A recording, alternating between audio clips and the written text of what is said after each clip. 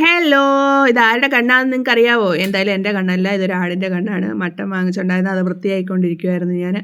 Mutton എല്ലാം കഴുകി വാരി ഞങ്ങളുടെ അമ്മ പറഞ്ഞു നീ അങ്ങ് വെച്ചോ എന്ന് പറഞ്ഞ് എൻ്റെ തലയിൽ വെച്ച് കെട്ടിയിട്ട് അവരങ്ങ് പോയി. ഞാൻ പിന്നെ വിചാരിച്ച് എന്തായാലും ആവട്ടെ എന്ന് പറഞ്ഞ് കറി വയ്ക്കാമെന്ന് പറഞ്ഞ് എല്ലാം അവിടെ കഴുകി വാരി വെച്ചു. കുറച്ച് നേരം സിറ്റൗട്ടിൽ വന്ന് ഇരുന്നയാ.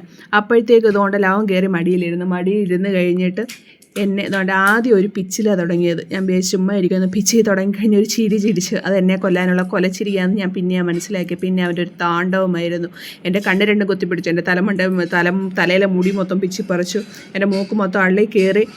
അടങ്ങിയിരിക്കുന്നില്ല. ഞാൻ പിന്നെ സൈഡ് ഇറക്കി വിട്ട് എന്നോട് പറഞ്ഞ് ഗേറ്റ് തുറന്നു കൊടുക്കാം. ഞാൻ ഗേറ്റ് തുറന്നത് കൊടുക്കത്തില്ലെന്ന് അറിഞ്ഞുകൊണ്ട് അവൻ മതിൽ ചാടി. ഗൈസ് കണ്ടു, അതിവിദഗ്ധമായോ മതിൽ ചാടാനും പഠിച്ചു. ഇപ്പം പ്രാക്ടീസ് ആയിരുന്നു ഇത് ചാടാനും കയറാനും ഇറങ്ങാനും ഒക്കെ കേട്ടോ. അങ്ങനെ തോണ്ട് പോകുന്ന പോക്ക് കണ്ടോ, തോളും ചരിച്ച് ആരാന്നോ എന്തോ.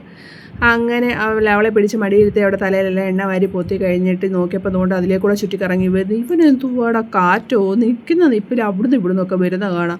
അങ്ങനെ അവരുടെ അടുത്ത് വഴക്കനും പോയിക്കൊണ്ട് അവരുടെ ശല്യം ചെയ്ത് അവിടെ നിൽക്കുന്നുണ്ട്. ഞാൻ വിചാരിച്ചു എന്തെങ്കിലും ആവട്ടെ എന്നും പറഞ്ഞുകൊണ്ട് ഞാൻ ഉള്ളി, സവാളയും, പച്ചമുളക്, ഇഞ്ചി, വെളുത്തുള്ളി എല്ലാം കൂടെ പൊളിച്ച് അരിഞ്ഞ് വാരി എല്ലാം കൂടെ കറി വയ്ക്കാമെന്ന് വെച്ചു. ഞാൻ അവിടെ നിന്ന് എണീറ്റ് പോന്നു. എന്നെക്കൊണ്ട് പറ്റുന്നില്ല, അവിടെ ഇരുന്ന് അവൻ എന്നെ ബാക്കി വെച്ചേക്കത്തില്ലെന്ന് പറഞ്ഞ് ഞാനും എണീച്ച് വന്നു. അന്നേരം ഇതെങ്കിലും നടക്കുമല്ലോ.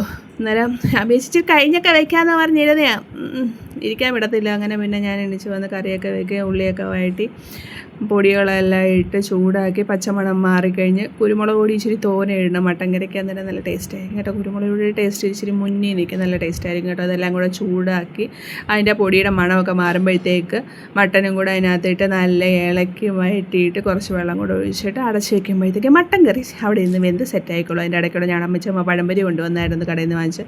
അത് ഒരെണ്ണം കൂടെ കുത്തിക്കയറ്റിക്കൊണ്ട് തിന്നുകൊണ്ട് നിന്നപ്പോൾ ഭയങ്കരമായ മഴ.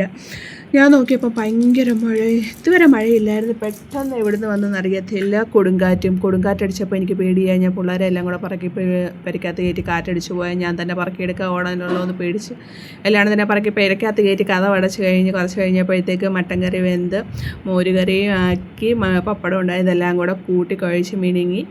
അന്നേരം ഇന്ന് ഇത്രയേ ഉള്ളൂ. Tata bye, see you. എല്ലാവരും ചാനൽ സബ്സ്ക്രൈബ് ചെയ്യണേ.